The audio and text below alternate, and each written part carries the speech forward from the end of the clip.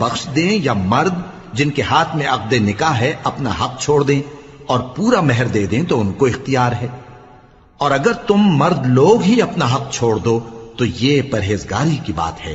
اور آپس میں بھلائی کرنے کو فراموش نہ کرنا.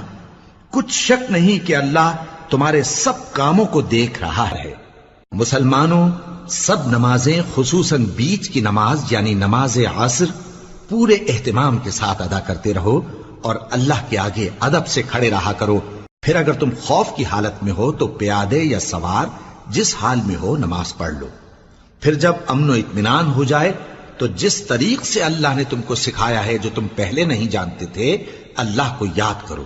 اور جو لوگ تم میں سے مر جائیں اور عورتیں چھوڑ جائیں وہ اپنی عورتوں کے حق میں وصیت کر جائیں کہ ان کو 1 سال تک خرچ دیا جائے اور گھر سے نہ نکالی جائیں.